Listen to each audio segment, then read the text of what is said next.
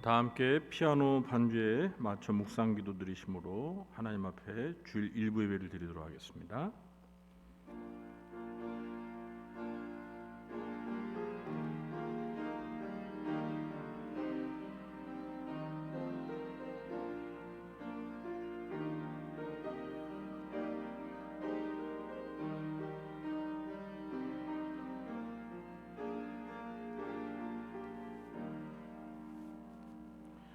내가 주의 성전을 향하여 예비하며 주의 인자하심과 성실하심으로 말미암아 주의 이름에 감사하오리니 이는 주께서 주의 말씀을 주의 모든 이름보다 높게 하셨음이라. 아멘. 하나님 아버지, 거룩하고 복된 주일을 맞이하여 하나님 앞에 나와 이 시간 하나님을 예배합니다. 우리 하나님 아버지께서 이곳에 오셔서 저희가 드리는 찬양과 경배를 받아주시고 하늘 문을 여시사 하늘의 신령한 은혜를 가득 부어 주시옵소서. 예수님의 이름으로 기도하옵나이다. 아멘. 모두 자리에 일어나셔서 찬양 6장 하시겠습니다.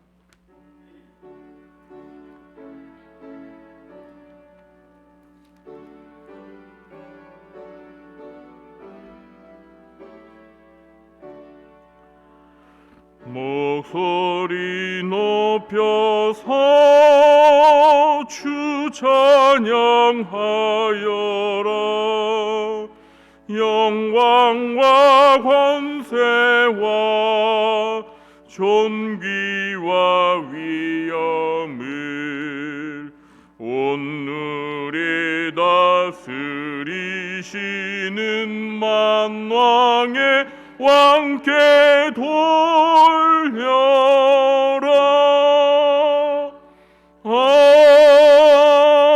아멘. 교동문 31번 시편 68편을 함께 교독하도록 하겠습니다. 하나님이 일어나시니 원수들은 흩어지며 연기가 불려가듯이 그들을 몰아내소서.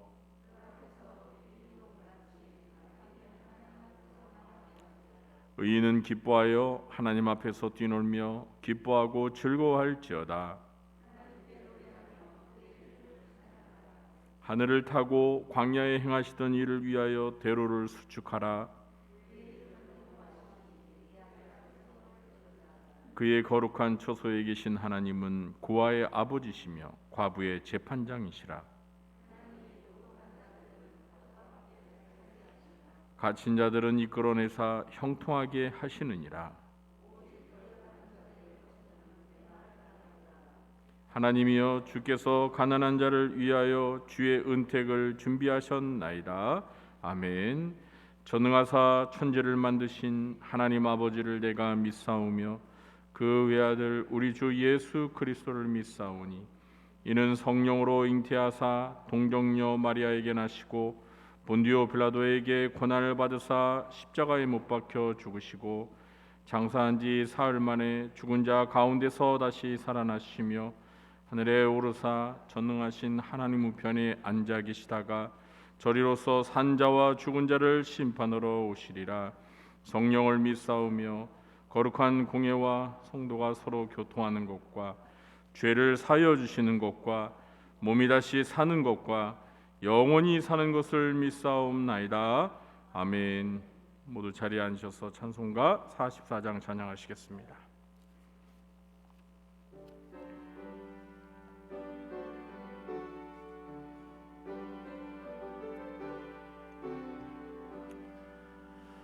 지난 일의 동안에 예수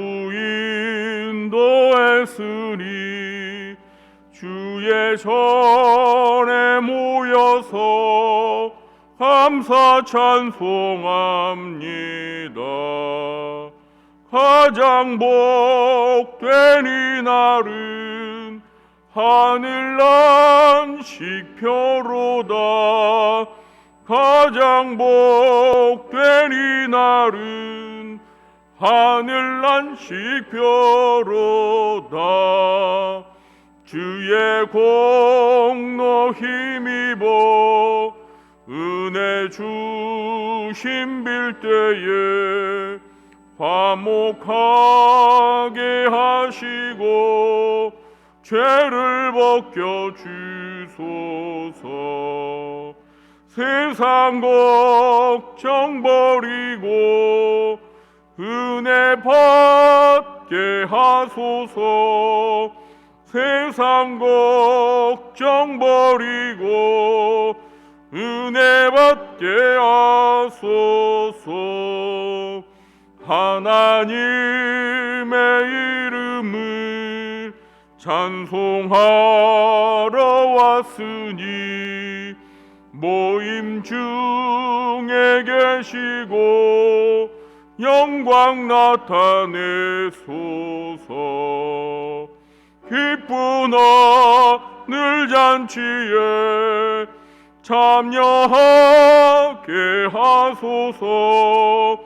기쁜 하늘 잔치에 참여하게 하소서. 주의 기쁜 복음을 모두 듣게 하시고 주의 은혜 베풀어 위로하여 주소서. 주님 오실 때까지 이 날 지키리로다. 주님 오실 때까지 이 날 지키리로다.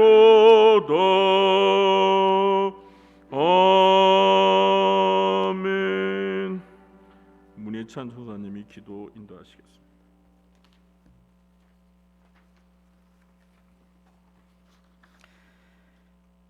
살아계시고 역사하시며 저희를 인도하시는 하나님 감사합니다. 모든 생명의 근원이 되시는 주 아버지 하나님, 아버지의 선하심과 인자하심을 오늘도 찬양합니다.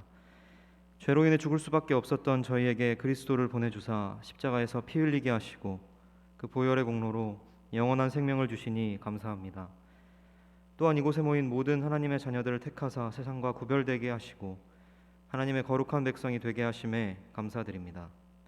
아버지께서 저희에게 이루 말할 수 없는 많은 복을 주셨지만 지난 한 주를 돌아볼 때 저희의 삶은 육체의 정욕에 따라 살며 마음과 생각의 시기와 질투, 분노를 쫓아 주님께서 말씀하신 빛과 소금의 역할을 감당하지 못할 때도 있었음을 고백하오니 용서하여 주옵소서.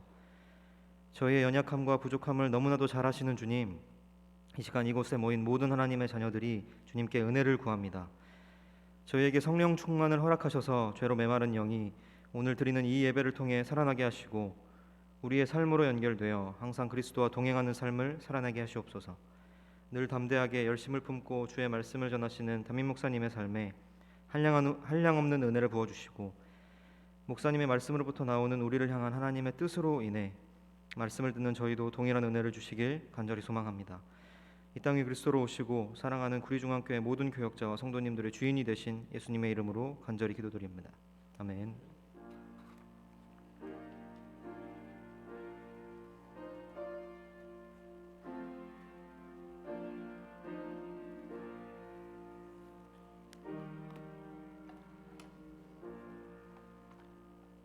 찬송가 211장 찬양 드리며 하나님 앞에 봉헌 드리겠습니다.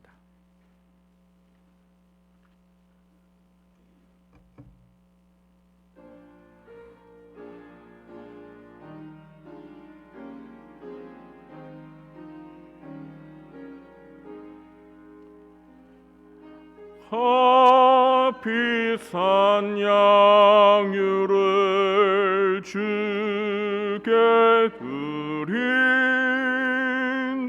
막달라 마리아 본받아서 향기로운 산제물 주님께 바치리 사랑의 주내 주님께 연약한 자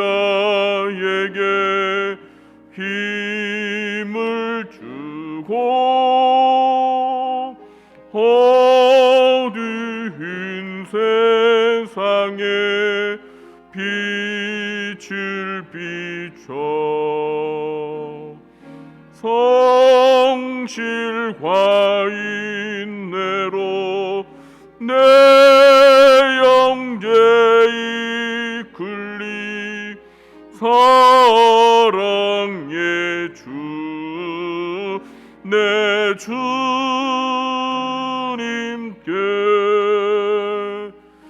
두려운 마음에 소망 주고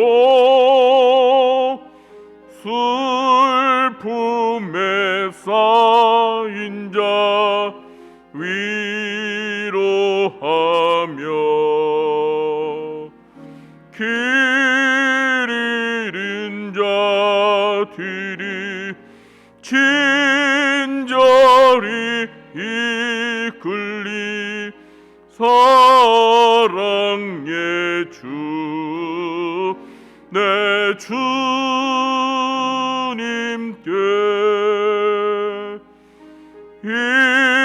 인생의 황혼이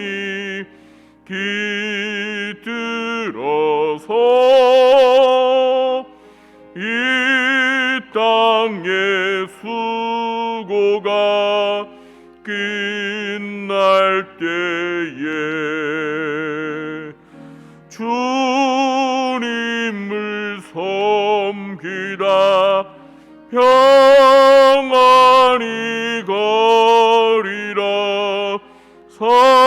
사랑의 주 내 주님께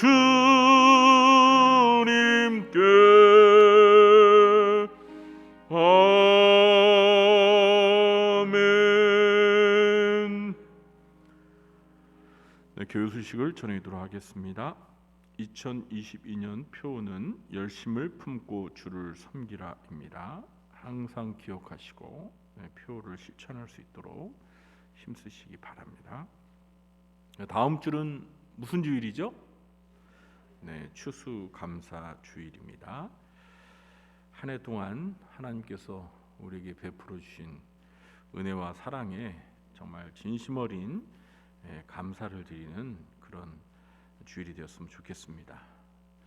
우리의 마음과 또 우리 예물로 하나님 앞에 감사드리고 또 추수감사주일에는 성례식이 있습니다.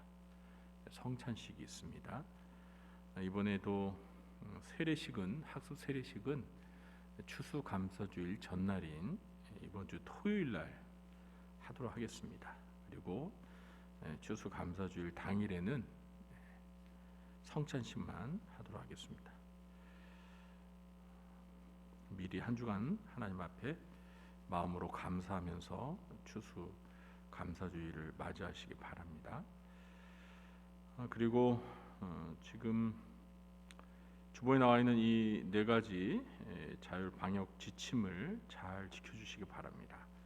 여러분도 언론 보도를 통해서 접하셨겠지만 다시 이 코로나 확진자의 수가 조금씩 늘고 있습니다. 원래 전문가들은 이번 이제 겨울이 다가오면 또 코로나가 유행할 것이다라고 전망을 하고 있는데요. 좀 그렇게 되어져 가는 것 같아요. 우리 교육자 중에서도 우리 이재용 목사님과 또 황보영정 전사님이 코로나 확진이 되어가지고 오늘 교회 오지를 못하고 있습니다. 아직 자가격리 기간이기 때문에 우리 성도님들도 코로나에 걸리지 않도록 주의해 주시기 바라고요. 혹시 걸리신 분들이 계시면 주변에 우리 성도님들 가운데 속히 회복되기를 기도하겠습니다. 2부 예배 마친 후에는 본당에서 상록회, 권사회, 그리고 각 남전도에 원리회가 있습니다. 그리고 이 11월 달에 이제 우리 각 그 전도회에서 이제 이 총회 문제 때문에 다들 그 언제 총회를 하나 이렇게 좀 궁금하게 여기시는 분들이 계신데요. 저희가 총회 하기 전에 미리 공지를 드리겠습니다. 원래 늘 12월 첫 주일 날 총회를 실시합니다. 그러니까 그 12월 첫 주일에 맞춰서 총회를 각 전도회는 한 날 같이 총회를 실시했으면 좋겠습니다. 여러분들이 그 세우신 전도회 계획을 보면 뭐 11월 한 셋째 주, 뭐 넷째 주 이렇게 막 그 총회하는 것처럼 계획을 잡아 놓으셨는데요. 그렇게 하지 마시고 12월 첫 주일 날 같이 전도회가 한꺼번에 총회를 실시하도록 그렇게 해주시기 바랍니다. 오늘 2부 예배 후에 당회실에서 수능 시험 앞두고 있는 우리 고3 수험생들을 위해서 특별 안수 기도를 하겠습니다. 우리 수험생들은 참석해 주시기 바랍니다. 11월 17일 목요일, 이번 주 목요일에 수능 시험이 있습니다. 우리 수험생들이 그동안 열심히 공부하면서 준비했는데 좋은 컨디션 속에 시험을 잘 응시할 수 있도록 우리 성도님들 모두가 우리 고3 수험생들의 학부모처럼 그런 마음으로 기도해 주시고, 또 우리 고3 수험생들 보시면 시험 잘 보라고 엿은 사주지 못하더라도 따뜻한 격려 해주시기 바랍니다. 임직자 교육이 오늘 마지막 있습니다.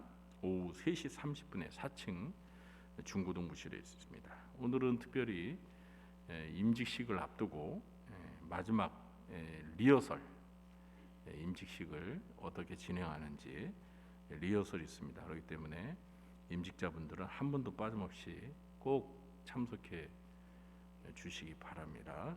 그리고 우리 성도님들께서도 11월 26일 오전 11시에 우리 안수집사 또 권사 임직식이 있습니다. 우리 교회 큰 경사이자 또 중요한 행사이기 때문에 외부에서 손님들도 오시는데 우리 성도님들께서 많이 참석하셔서 임직을 하시는 분들을 또 축하해주고 또 오시는 손님들을 또 반갑게 맞이하는 일에 모두 협력해 주시기 바랍니다. 그리고 우리 임직자분들은 남은 한 2주 정도 정말 기도 많이 하셔야 됩니다. 기도 많이 하셔야 됩니다. 하나님 앞에 내가 쓰임받는 임직자로 쓰임받는 이때 기도 많이 하셔야 되고요. 이렇게 좋은 일 앞두고 또 호사다말하고 마귀가 또 틈탈 수 있습니다. 그때 영적으로 무장하시면서 기도하면서 하나님의 은혜가 크게 임하는 그런 임직식이 되게 하달라고 마음의 준비를 하시면서 열심히 기도하시기 바랍니다. 오늘 저녁 예배는 드보라의 헌신 예배로 드립니다. 우리 드보라 여전대 회원분들은 한 분도 빠짐없이 예배 참석하셔서 하나님 앞에 헌신하시기 바랍니다. 학습 세례 시기 있는데요. 유아 어린이 세례 교육은 11월 19일 이번 주 토요일 날 오후 3시에 있고, 그리고 이어서 4시에 문답식 및 학습 세례식을 거행하도록 하겠습니다. 교육 받으신 분들은 꼭 오셔야 합니다. 이날 문답식을 안 하면은요, 문답식을 안 하면 학습 세례식을 참여할 수가 없습니다. 교육은 열심히 받았는데 정작 문답식에 참여하지 않으면 학습 세례식에 참여할 수가 없습니다. 그러니까 꼭 오시기 바랍니다. 또 예배 마치고 여러분들 그 9번 광고를 좀 주의 있게 봐주시기 바랍니다. 지난 10월 29일 날 이태원에서 참 너무 안타까운 참사가 있었습니다. 근데 이제 그걸 보면서 우리 교회 집사님 가운데 한 분이 저한테 그런 말씀을 해주셨어요. 주일날에 예배 마치고 뭐 일부 예배는 그래도 좀 참여하시는 성도님들이 적어서 뭐 그런 일은 없는데 2부 예배 때는 좀 성도님들이 그래도 많이 참여하셔서 예배를 드리는데 예배 마치고 저 계단을 내려갈 때 너무 촘촘히 이렇게 내려가다 보니 혹시 만약 실수로 연로하신 어르신이 발을 헛디뎌 가지고 넘어지기라도 하면 뭐 압사까지는 아니더라도 크게 다칠 수 있지 않을까. 그 이태원에서 벌어진 그 참사를 보고 그런 생각을 하셨대요. 듣고 보니까 저도 진짜 그럴 수도 있겠다. 물론 그동안 우리 교회 그런 일은 한 번도 안 일어났는데 그런 일이 있을 수 있겠다. 그래서 한 번은 주의를 드려야 될 필요가 있겠다 싶어서 말씀을 드립니다. 그러니까 예배 마치고 주로 2부 예배 참석하신 분들한테 좀 더 강조할 텐데요. 여러분 계단 내려가실 때 너무 막 서두르지 마시고요. 천천히 내려가시기 바랍니다. 그리고 앞 사람과 간격을 좀 충분히 두고 천천히 내려가시기 바랍니다. 11월 추천 도서를 구입하기 원하시는 분은 1층 행정실에서 구입하시기 바랍니다. 이번 달 추천 도서가 무엇이죠? 처음 시작하는 구원은 저 책인데요. 굉장히 좋은 책입니다, 여러분. 꼭 구입하셔서 읽으시기 바랍니다. 얇고 가격도 저렴한 책입니다. 매일 성경 11월 12호로가 준비되어 있습니다. 올해 마지막 매일 성경이죠. 한 권당 1,000원밖에 안 됩니다. 여러분들이 한 권 구입하시면 11월, 12월 2달 동안 큐티를 할 수가 있습니다. 꼭 구입하셔서 말씀 안에서 또 2020년 남은 2달 잘 보내시기 바랍니다. 그리고 저는 이번 주간에 한 주간 월요일부터 금요일까지 기도원에 들어갑니다. 저는 항상 11월 요맘때가 되면 이제 내년 목회 계획을 구상하기 위해서 한 주간 기도원에 들어가거든요. 그래서 제가 기도원 가서 하나님 앞에 또 내년 목회를 어떻게 준비해야 될지 하나님께서 또 하나님의 뜻을 잘 깨닫고 올 수 있도록 여러분들께서 기도해 주시기를 부탁드립니다. 교우동정란을 보시면 이번 주에 생일을 맞으신 분들이 5분 계십니다. 생일 맞으신 분들 진심으로 축하드립니다. 그리고 군복무 중인 우리 7명의 청년들 위해서 늘 기도해 주시기 바랍니다. 드린 예물을 위해서 기도하도록 하겠습니다. 하나님 아버지 감사합니다. 오늘도 거룩하고 복된 주일 하나님 앞에 예배 드리러 나왔습니다. 오늘도 하나님 앞에 예배 드릴 때 그동안 하나님께서 베풀어 주신 은혜와 사랑과 축복을 기억하며 저희가 하나님 앞에 저희들의 마음과 뜻과 정성을 모아 주정 헌금으로 또 11조와 감사와 선교와 구제와 장학 헌금으로 또 성미와 꽃꽂이 헌금으로 하나님 앞에 감사와 헌신의 예물을 바칩니다. 하나님 아버지 기쁘게 받아 주시옵소서. 그리고 이 예물들이 하나님이 기뻐하시는 하나님의 나라와 하나님의 교회를 위하여 온전히 잘 쓰여질 수 있도록 하나님께서 함께해 주시옵소서. 무엇보다도 범사의 하나님 앞에 감사하며 시간과 물질과 몸을 들여 헌신하는 주의 사랑하는 귀한 자녀들을 기억하여 주시고 그들이 이 세상에서 살아가는 동안 필요한 모든 것들을 아버지 되신 하나님께서 풍성하게 공급하여 주시옵소서. 특별히 지금은 경제가 침체되고 물가가 상승하고 참으로 어렵고 힘든 때를 저희들이 살아가고 있습니다. 아버지 하나님 도와주시옵소서. 저희들의 생업과 직장이 안정되게 해주시고 이 어려운 때 하나님이 도와주셔서 하는 일이 주 안에서 형통할 수 있게 도와주시고 저희들에게 지혜를 주시고 또 이 어려운 때를 슬기롭게 믿음으로 잘 극복하며 잘 이겨낼 수 있도록 하나님께서 은혜를 베풀어 주시옵소서. 국가를 운영하고 또 이 나라를 이끌어가는 대통령과 위정자들에게 하나님께서 이 어려움을 헤쳐나갈 수 있는 슬기로운 지혜를 주시고 능력을 주셔서 참으로 이 어려운 때를 잘 이겨낼 수 있는 그러한 우리나라가 될 수 있도록 은혜를 베풀어 주시옵소서. 하나님 아버지 이 시간 특별히 건강이 연약한 성도들을 위해서 기도하오니 여호와 라파 되신 치료의 하나님께서 그들을 찾아가 주셔서 그 능력의 손으로 안수하여 주시고 일으켜 세우시사 온전히 건강을 회복하고 주님 앞에 나와 예배할 수 있는 그러한 복을 내려 주옵소서. 하나님, 이 시간 하나님의 말씀을 듣습니다. 진리의 영이신 보혜사 성령님께서 말씀이 들려질 때 그 말씀에 집중할 수 있게 해주시고, 그 말씀을 잘 깨달아 알 수 있게 해주시고, 그 말씀을 삶 가운데 실천하며 살아갈 수 있도록 도와주시옵소서. 그래서 우리 모두가 예수님을 닮아 우리의 신앙이 성장하고 성숙하고 거룩히 변화되어서 주님 영광 드러내는 복된 인생을 살아갈 수 있도록 도와주시옵소서. 예수님의 이름으로 축복하며 감사하며 기도하옵나이다. 아멘. 네, 오늘 이 시간 우리가 함께 은혜 받을 하나님의 말씀은 디모데전서 6장 1절 2절 말씀입니다. 디모데전서 6장 1절 2절 말씀인데요.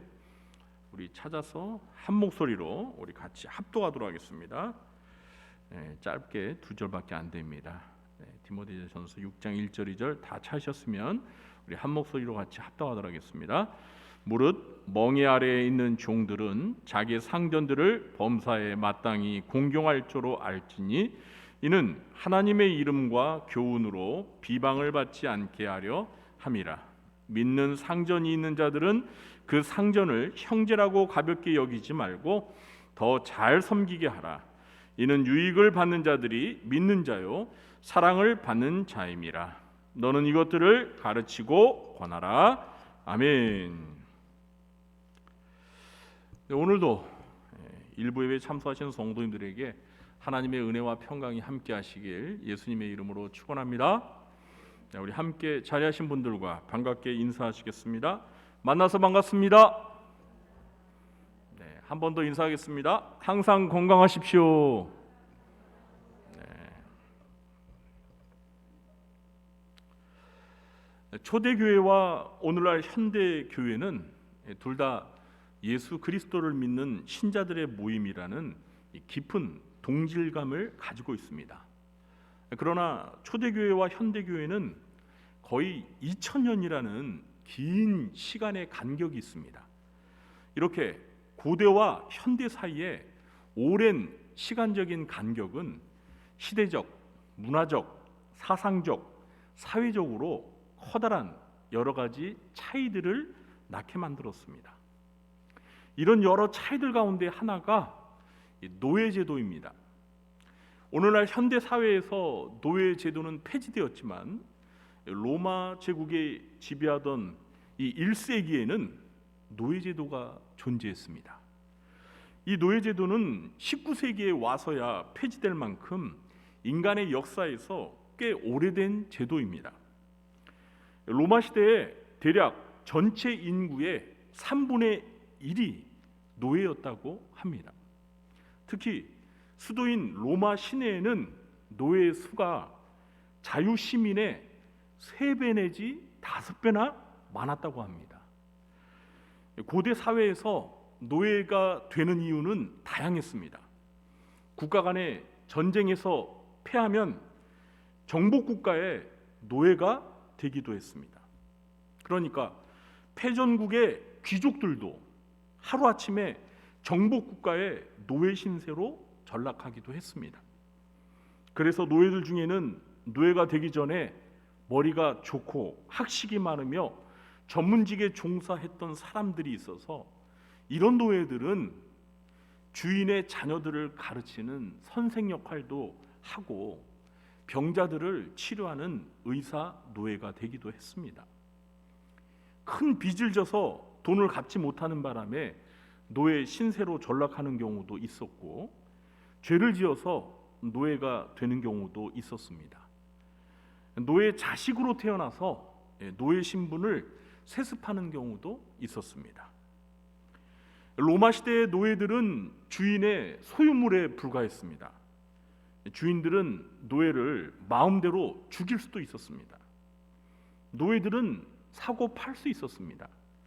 누군가 노예 시장에서 노예 몸값을 지불하고 사서 자기 소유의 노예로 부릴 수도 있었고 자유인으로 풀어줄 수도 있었습니다.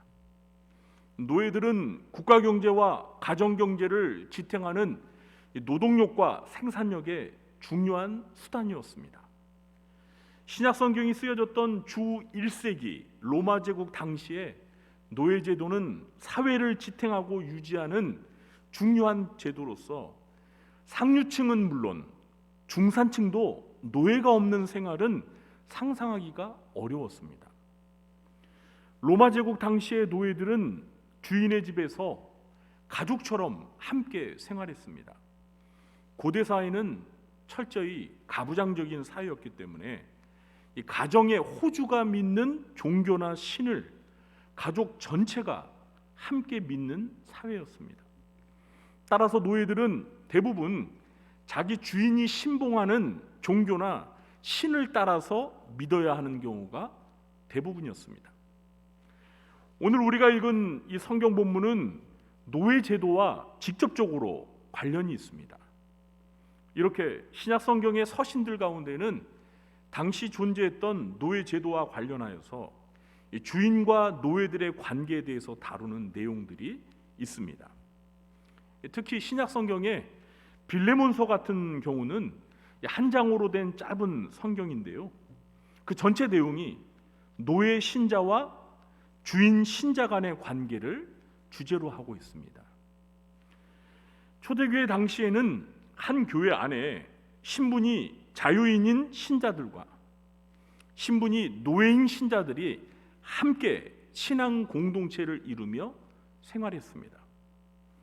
어떤 노예는 주인이 교회를 안 다니는 불신자여서 자기 혼자서 교회를 다니는 노예도 있었고, 또 어떤 노예는 자기 주인과 함께 한 교회 안에서 신앙생활을 하는 경우도 있었습니다. 자, 이때 자유인인 주인 신자들과 노예 신자들 사이에서 이 적잖은 관계의 갈등이 발생했습니다. 사도 바울은 오늘 본문에서 그리스도인 노예들이 자기의 주인들을 어떤 자세로 대해야 하는지에 대해서 교훈을 주고 있습니다. 오늘 이 시간에는 상전을 대하는 종의 자세라는 제목으로 하나님의 말씀을 대언하려고 합니다. 사실 오늘 말씀은 노예 제도가 있었던 이 초대교회 당시에 주어진 교훈이라 노예 제도가 없는 오늘날 우리와는 직접적인 상관이 없습니다. 그래서 저는 먼저 1세기 초대교회 상황에서 바울이 전한 교훈을 살펴보고 난 후에 이 교훈을 오늘날 우리의 상황에서 어떻게 적용해야 할지에 대해서 살펴보도록 하겠습니다.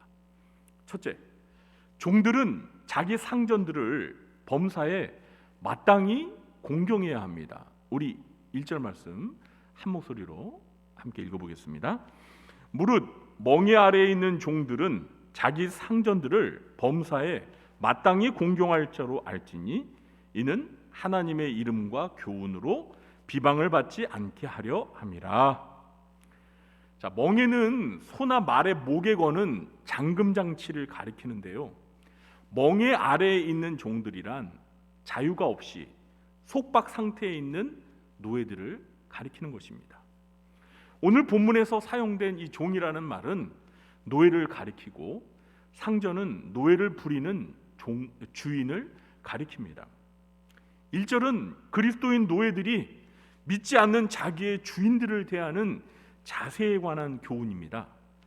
사도 바울은 그리스도인 노예들에게 불신자인 주인을 범사에 마땅히 공경하라고 말합니다. 공경하라는 것은 존경하라는 것입니다. 서두에서 제가 말씀을 드린 것처럼 이 로마 시대의 노예들은 대부분 자기 주인들이 믿는 신이나 종교를 따라서 믿었습니다. 그런데 주인이 기독교 신자가 아닌데 자기가 부리는 노예가 예수 그리스도를 믿도록 개인 신앙의 자유를 허락했다는 것은 그 주인이 대단히 인격적인 사람이라는 사실을 이미 내포하고 있는 것입니다. 그러므로 바울은 그리스도인이 된 노예들에게 기독교 신앙을 갖도록 허락한 불신자 주인을 대할 때 범사에 마땅히 존경하라고 말하는 것입니다. 사실 당시 노예제도 하에서 노예들은 생사여탈권을 가지고 있는 자기의 주인들을 존경하지 않을 수 없었습니다. 속으로 존경하는 마음이 없더라도 겉으로는 존경하는 척이라도 해야 했습니다. 그렇지 않고 주인을 무시하거나 깔보기라도 하면 주인에게 심한 폭력과 매질을 당할 수도 있었고요. 자칫하면 죽임을 당할 수도 있었습니다. 그러니 주인에게 괴롭힘을 당하지 않기 위해서라도 노예는 자기 주인을 존경하는 척 하는 것이 너무나 당연한 것이었습니다. 그런데 주인이 자기가 믿는 신이나 신앙을 노예에게 강요하지 않을 정도로 인격적인 주인이라면 겉으로만 존경하는 척 하지 말고 진심으로 범사에 존경해야 한다는 것입니다. 바울은 이렇게 믿지 않는 주인을 범사에 존경해야 하는 이유에 대해서 말을 했는데요. 그 이유가 무엇이죠? 하나님의 이름과 교훈으로 비방을 받지 않게 하기 위해서입니다. 여기에서 교훈이란 하나님의 말씀에 관한 교훈을 가리킵니다.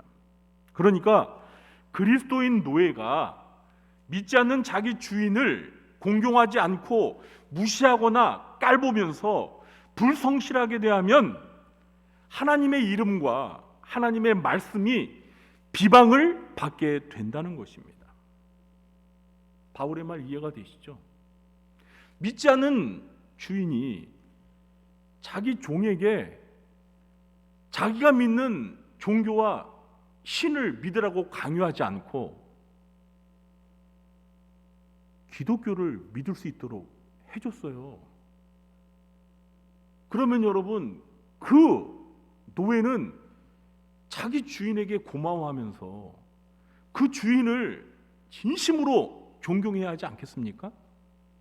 그런데 그 노예가 그렇게 인격적인 주인을 공경하지 않고 무시하고 깔보고 불성실하게 대한다면 그 믿지 않는 주인이 생각할 때 무슨 생각을 하겠어요? 아니, 내가 배려해서 기독교 신앙을 믿도록 허락해 줬더니 이렇게 나한테 불성실하고 이렇게 나를 무시한다면, 아니, 이 노예가 믿는 그 기독교는 도대체 무슨 종교야? 그 노예가 믿는 하나님은 도대체 어떤 신이야? 하면서 무시하지 않겠습니까? 그러니까 그런 인격적인 주인에게 진심으로 범사에 존경하라는 거예요. 바울이 말하는 이 권면의 내용 이해가 되시죠? 그래야 하나님의 이름이 비방을 받지 않고 하나님의 말씀의 교훈이 비방을 받지 않는다는 거예요. 둘째, 믿는 상전들을 형제라고 가볍게 여기지 말고 더 잘 섬겨야 합니다. 우리 2절 말씀도 함께 읽어보겠습니다. 믿는 상전이 있는 자들은 그 상전을 형제라고 가볍게 여기지 말고 더 잘 섬기게 하라. 이는 유익을 받는 자들이 믿는 자요 사랑을 받는 자임이라. 너는 이것들을 가르치고 권하라. 2절은 그리스도인 노예가 자기와 똑같은 기독교 신앙을 가진 그리스도인 상전을 대하는 자세에 대한 교훈입니다. 이 고대 사회에서는 주인이 기독교 신자이면 그의 집에 있는 주인의 가족뿐만 아니라 거느리는 종들까지 다 기독교 신자가 되는 것이 자연스럽고 당연한 일이었습니다. 그래서 초대교회 안에는 주인과 노예가 함께 한 교회에서 신앙생활을 같이 했습니다. 그런데 이렇게 한 교회에서 함께 신앙생활을 하는 기독교 신자인 주인과 노예 사이에서 종종 관계의 갈등이 생기게 되었습니다. 왜 관계의 갈등이 생기게 되었는지 그 이유에 대해서 제가 설명을 드릴 테니까 잘 들어보세요. 당시 로마 시대의 문화와 사고방식에 따르면 노예는 주인의 소유물로 취급을 받았고 주인과 노예의 관계는 하늘과 땅처럼 여겨지는 철저한 계급사회였습니다. 그런데 기독교의 가르침에 따르면 예수 그리스도를 믿는 신자들은 모두가 하나님을 아버지로 모시는 동일한 하나님의 자녀요, 영적인 가족입니다. 그리고 모든 사람은 남녀노소, 신분과 귀천에 상관없이 하나님 앞에서 인격적으로 평등합니다. 이것이 사도 바울이 전하는 복음의 정신이었고 기독교의 사상이었습니다. 한번 확인해 볼까요? 고린도전서 12장 13절입니다. 우리가 유대인이나 헬라인이나 종이나 자유인이나 다 한 성령으로 세례를 받아 한 몸이 되었고 또 한 성령을 마시게 하셨느니라. 유대인이나 헬라인이나, 그러니까 유대인이나 이방인이나 종이나 자유인이나 다 한 성령으로 세례를 받아 한 몸이 되었다는 거예요. 여기서 말하는 여러분 한 몸이라는 건 교회를 가리키는 거예요. 예수 그리스도의 몸인 교회. 그러니까 노예도 주인도 세례를 받아서 그리스도의 몸으로 하나가 되었다는 거예요. 이해가 되세요? 갈라디아서 3장 28절입니다. 너희는 유대인이나 헬라인이나 종이나 자유인이나 남자나 여자나 다 그리스도 예수 안에서 하나이니라. 아멘. 여러분, 유대인들이요 이방인들을 얼마나 무시했습니까? 유대인들은 자기들이 하나님의 택함을 받은 선민이라는 자부심이 대단했습니다. 그래서 이방인들과 식탁 교제를 안 했어요. 왜냐하면 이방인들이 먹는 음식은 부정한 음식이 대부분이기 때문에 그들과 함께 식탁 교제를 하면 내가 율법을 어기고 부정한 자가 되기 때문에 그들과 한 식탁에서 식사를 안 했다니까요. 그 정도로 유대인들은 자칭 하나님의 택한 백성으로서 우리는 거룩한 자들이고 저 이방인들은, 하나님을 믿지 않는 이방인들은 개 돼지와 같이 부정한 자들이라는 그런 생각을 가졌어요. 그런데 유대인이나 헬란이나 그리스도 예수 안에서는 뭐라고요? 하나라는 거예요. 차별이 없다는 거예요. 평등하다는 거예요. 다 하나님의 자녀라는 거예요. 그런데 또 누구와 누구가 그렇다고요?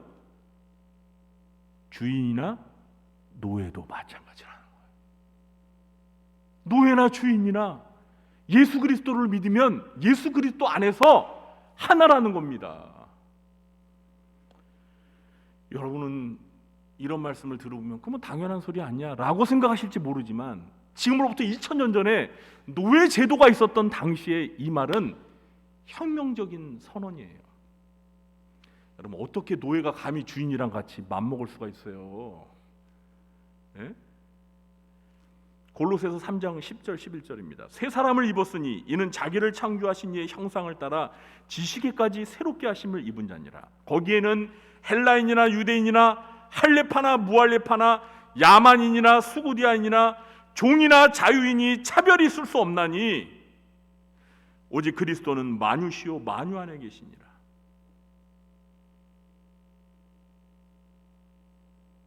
예수 믿고 새 사람이 되었는데 거기에는 야만인이나 유식한 사람이나 유대인이나 이방인이나 할례를 받은 자나 할례를 받지 못한 자나 그리고 주인이나 노예나 차별이 없다는 거예요.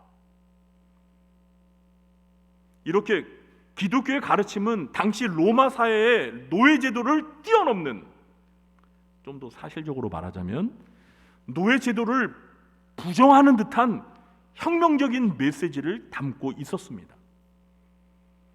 물론 당시의 사도 바울을 비롯하여 기독교는 드러내놓고 노예 제도의 폐지를 강력하게 주장하지는 않았습니다. 현실적으로 노예 제도를 인정하면서도 기독교인들은 노예 제도를 뛰어넘어 그리스도의 사랑으로 한 형제애를 실천하도록 가르쳤습니다. 그러다 보니 기독교 신앙을 가진 주인과 노예의 관계가 교회 안에서 좀 애매해졌어요. 당시 문화와 사고방식에 따르면 주인과 노예는 절대 평등할 수 없는 주종 관계입니다. 그런데 기독교의 가르침은 주인과 종이 그리스도 안에서 한 형제라는 거예요. 차별이 있어서는 안 된다는 거예요. 하나님 앞에서 평등하다는 겁니다. 자, 그러면 어떤 것을 따라야 돼요? 만일 기독교의 가르침을 전적으로 따른다면 자칫 당시의 사회 질서가 무너질 수 있습니다. 당장 노예들이 주인들에게 주인님, 우리는 한 형제잖아요. 그러니까 앞으로 저에게 순종을 강요하지 마세요. 네? 주인님, 그렇게 자꾸 권위주의를 내세워서 우리를 부리지 마시고, 예? 우리도 좀 주인님한테 대접 좀 받아봅시다. 우리 같은 형제 아니에요? 주인이 좀 우리 발도 좀 씻어주시고, 우리를 위해서 좀 먹을 것도 좀 요리도 해주시고, 우리도 좀 대접 받아봅시다. 왜 우리만 일방적으로 그렇게 주인님을 받들어 섬겨야 돼요? 그럼 불공평하잖아요. 성경이 그렇게 말하고 있지 않잖아요. 우리 기독교의 복음이 그렇게 말하지 않잖아요. 이러면 어떡하시겠어요, 여러분? 당시에 지금부터 2000년 전에 노예 제도가 있는 시대에 노예들이 이렇게 들고 일어나면 어떡합니까? 그런데 여러분, 사실 이런 문제가 한 교회 안에 있는 주인과 노예 사이에서 발생하여 가지고요, 이 관계 설정, 그러니까 주인과 노예의 관계 설정이 어려움이 좀 생겼던 것 같아요. 그래서 사도 바울은 믿는 상전이 있는 노예들에게 자신의 상전을 형제라고 가볍게 여기지 말고 더 잘 섬기라고 권면했던 거예요. 디모데전서는 에베소 교회를 담임하는 목회자인 디모데에게 보낸 편지입니다. 결국 에베소 교회에 보낸 편지라고 이해해도 무방합니다. 그래서 같은 에베소 교회에 보낸 바울의 편지가 또 있죠. 에베소서. 그 에베소서 6장 5절에서도 바울은 종들에게 이렇게 권면합니다. 잘 들어보세요. 종들아, 두려워하고 떨며 성실한 마음으로 육체의 상전에게 순종하기를 그리스도께 하듯 하라. 골로새 교회에 보낸 편지에서도 종들에게 비슷한 권면을 하고 있습니다. 골로새서 3장 22절입니다. 종들아, 그러니까 노예들아, 모든 일에 육신의 상전들에게 순종하되 사람을 기쁘게 하는 자와 같이 눈가림만 하지 말고 오직 주를 두려워하여 성실한 마음으로 하라. 같은 목회 서신인 이 디모데 전서와 같은 목회 서신인 지도서 2장 9절에서도 종들에게 이렇게 권면하고 있습니다. 종들은 자기 상전들에게 범사에 순종하여 기쁘게 하고 거슬러 말하지 말며. 그러니까 바울은 믿는 노예들이 믿는 주인들에게 그리스도 안에서 형제라고 소홀히 대할 것이 아니라 오히려 범사에 더 잘 섬기며 마치 그리스도께 하듯이 믿음의 상전들에게, 주인들에게 순종하도록 교훈을 주고 있습니다. 바울은 이렇게 해야 하는 이유에 대해서도 말을 하고 있는데요. 그 이유가 무엇이죠? 유익을 받는 자들이 믿는 자요 사랑을 받는 자이기 때문입니다. 우리 개역 개정 성경에서 이 2절을 읽어보면요, 이게 무슨 의미인지 잘 이해가 안 됩니다. 목사인 저도요, 이게 뭔 소린지 도대체 이해가 안 가가지고 진짜 한참 공부했어요. 이게 도대체 유익을 받는 자들이 믿는 자의 사랑을 받는 자이기 때문입니다. 이 유익을 받는 자가 누구야? 또 사랑을 받는 자는 누구고? 사실 이 문장이 좀 어려워요. 주어가 누구인지 불명확한데, 그래도 제가 좀 연구를 해보니까 이런 의미가 담겨 있습니다. 잘 들어보시기 바랍니다. 믿는 노예들이 믿는 상전들을 더 잘 섬겨야 하는 이유는 믿는 노예들의 그 섬김을 통해서 유익을 받는 주인들이 믿는 자이고 하나님의 사랑을 받는 자이기 때문입니다. 2절이 지금 이런 의미예요. 다시 말하면 바울은 1절에서 믿지 않는 주인들에게도 범사에 마땅히 공경하라고 했죠. 하물며 믿는 자이면서 하나님의 사랑을 받는 주인은 훨씬 더 잘 섬겨야 한다는 것입니다. 이 말을 하는 거예요. 그러니까 여기에서 그 유익을 받는 자, 믿는 자, 사랑받는 자는요, 그 믿는 노예들이 섬겨야 할 믿는 상전을 가리키는 겁니다.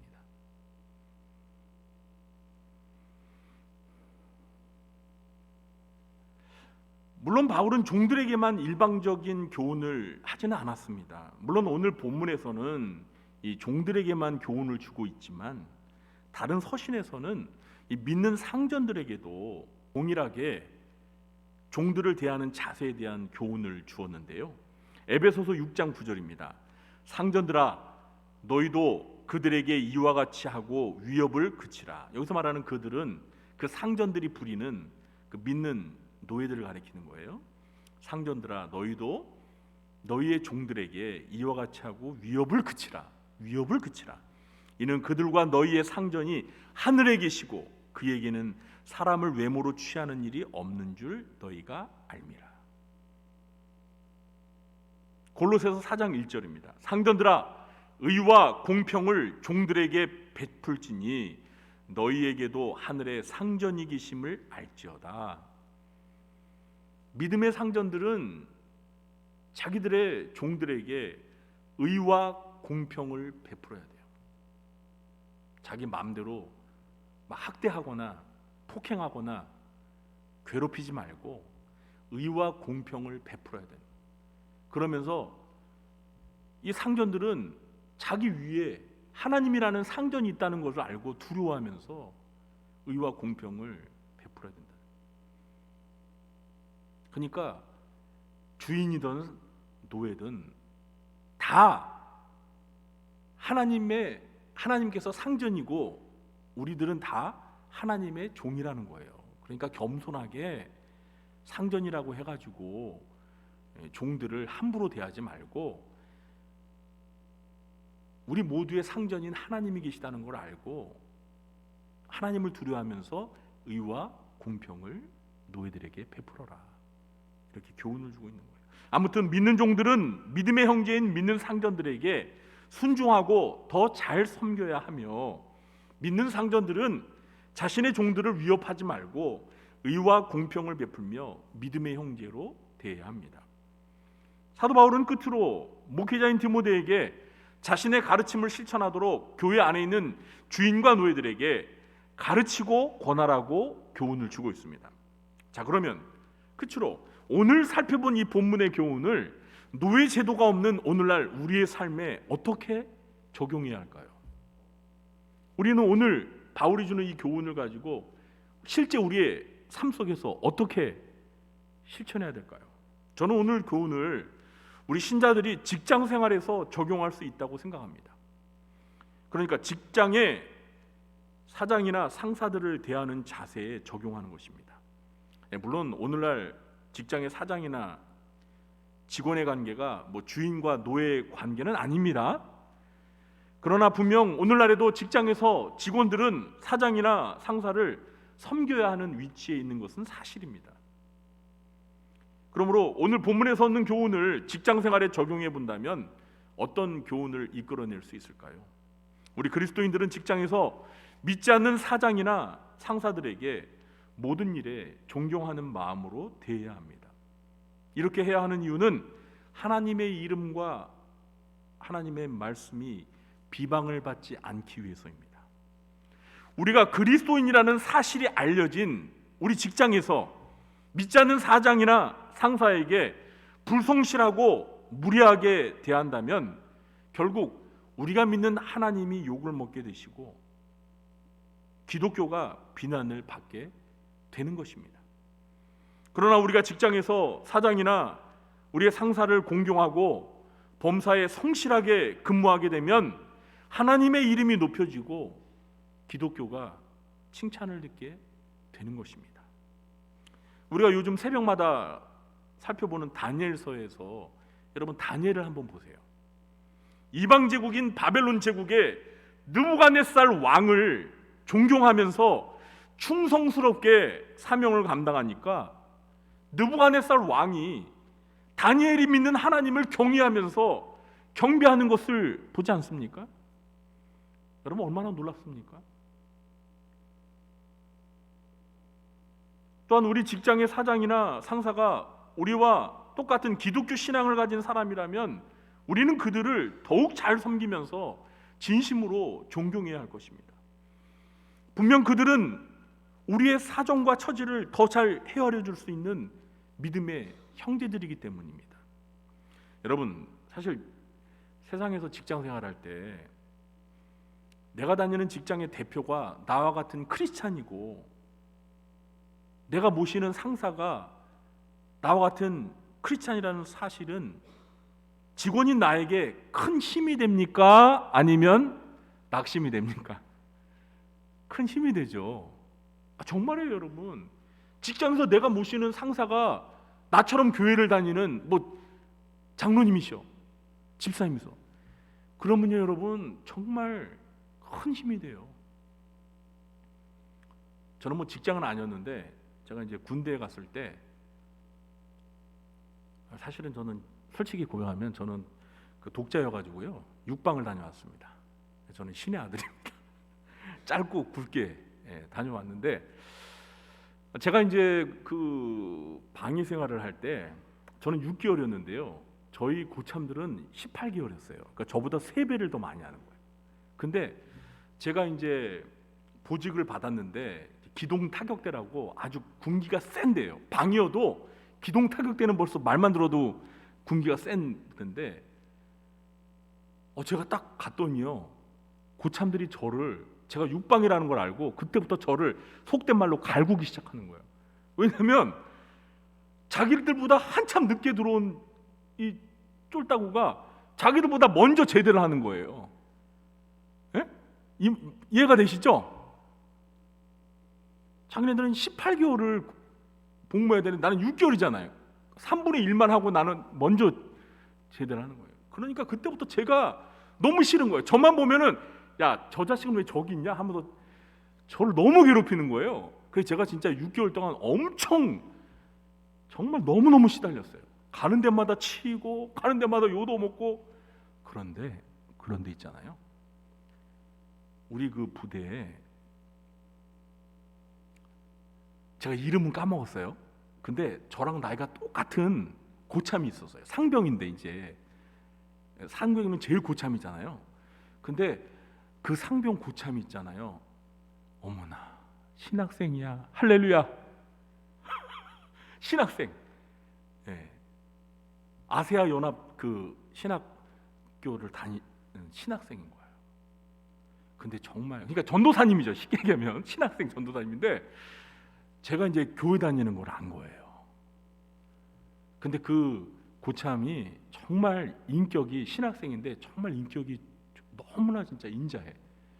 그래가지고 이제 군대에서는 우리는 퇴근을 하지 않습니까? 방위병들은 방위병들은 출퇴근을 하잖아요.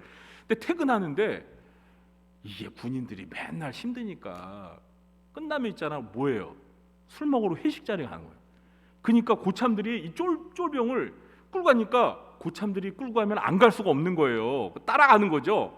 근데 그 회식 자리에 가잖아요. 그러면 저는 크리스찬인데 그 완전히 술 먹는 문화잖아요. 고참들이 마시라면 안 먹을 수 없는 거예요. 안 먹었는데 어디서 주는 거야 그냥. 엎드려 뻗쳐 하면서 막 저는 또 그러니까 너무 난감한 거예요. 근데 할렐루야. 그 신학생 고참이 있잖아요. 제가 교회 다니는 걸 아니까 이러는 거예요. 야, 쟤는 먹지 말게. 쟤는 저 술잔 주지 마.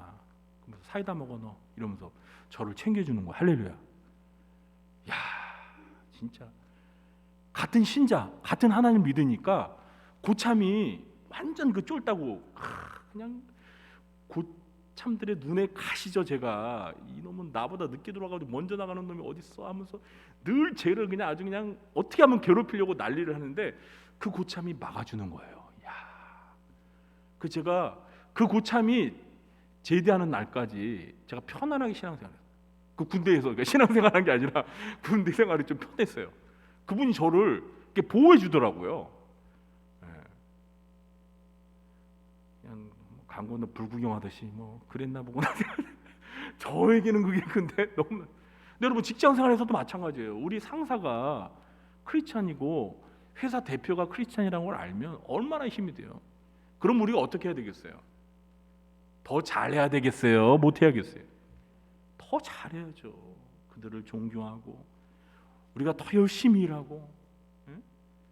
그래야 되지 않겠습니까? 사도 바울이 지금 그 얘기하는 거예요. 그 얘기 뭐 어렵게 얘기하는 게 아니에요. 믿는 상전들을 형제라고 해서 가볍게 대하지 말고 오히려 더 잘하라는 거예요. 더 잘. 왜? 그들은 믿는 자고 하나님의 사랑을 받는 자다. 우리와 똑같은 믿음의 형제들이다. 그러니까 더 잘 받들어 섬겨라, 이렇게 말하고 있는 겁니다.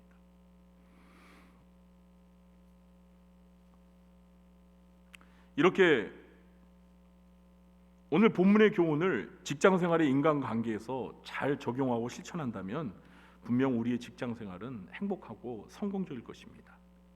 이제 말씀 맺겠습니다. 우리는 오늘 노예제도가 있었던 초대교회 크리스찬 종들이 자기의 믿지 않는 상전이나 믿는 상전들에게 어떻게 대해야 하는지에 관한 교훈을 배웠습니다. 믿지 않는 상전에게 범사에 마땅히 존경하여 하나님의 이름과 교훈이 비방을 받지 않게 하고, 믿는 상전은 같은 형제라고 가볍게 여기지 말고 더 잘 섬겨야 합니다. 이러한 교훈을 오늘날 우리 직장생활에 적용하여서 우리의 상사들이 믿거나 믿지 않거나 진심으로 존경하며 성실하게 대함으로 세상 속에서 하나님의 영광을 드러내며 세상의 소금과 빛으로 영향력 있는 삶을 살게 되시길 예수님의 이름으로 축원합니다. 기도하겠습니다. 하나님 아버지, 오늘 사도 바울이 디모데를 통해 에베소 교회에 믿는 노예들에게 그들의 상전들이 믿는 자든 믿지 않는 자든 어떻게 그들을 대해야 하는지 주신 교훈을 저희가 마음에 새기면서 오늘날 저희들이 세상 속에서 직장 생활할 때 우리의 상사를 어떻게 대해야 하는지 저희들이 교훈을 마음에 새겼습니다. 하나님, 저희들이 세상에 나아가 살 때 저희들이 섬겨야 할 직장 상사들을 믿건 믿지 않건 정말 존경하며 성실히 잘 섬기며 직장을 위해 헌신하여서 우리가 직장 안에서 소금과 빛이 되고 하나님의 영광을 드러내는 하나님의 귀한 백성들로서 세상에서 다니엘처럼 영향력 있는 삶을 살아갈 수 있도록 도와주시옵소서. 예수님의 이름으로 감사하며 기도합나이다. 아멘. 모두 자리에 일어나셔서 찬송가 595장 찬양하시고 축도로 예배를 마치겠습니다.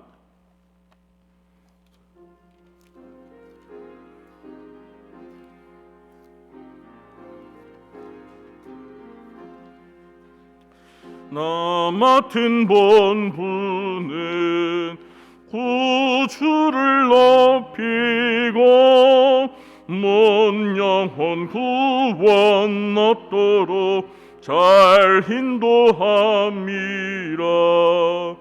부르심 받들어 내 형제 섬기며 그 주의 뜻을 따라서 내 정성 다하리. 주 앞에 모든 일 잘 행케 하시고 이후에 주님 배울 때 상 받게 하소서. 항상 깨어서 늘 기도드리며 내 믿음 변치 않도록 날 도와주소서. 아멘. 지금은 우리 구주 예수 그리스도의 무한하신 은혜와 하나님 아버지의 극진하신 사랑과 보혜사 성령님의 교통하심이 우리 그리스도인들이 세상 속에서 직장 생활을 하며 우리의 상사를 어떻게 대하고 생활해야 하는지 오늘 디모데전서의 말씀을 통해 받은 교훈을 마음에 잘 새기고 실천하여서 우리가 다니엘처럼 세상 가운데서 그리스도인으로서 하나님의 영광을 높이며 귀한 하나님의 일꾼으로 세상을 변화시키는 세상의 소음과 빛으로서 영향력 있는 삶을 살아가는 그러한 삶을 살기로 마음에 결단하며 돌아가는 주의 사랑하는 백성들 머리 위에와 그들의 가정과 생업과 직장과 교회와 이 나라 민족 위에 지금부터 영원토록 함께 있을지어다. 아멘.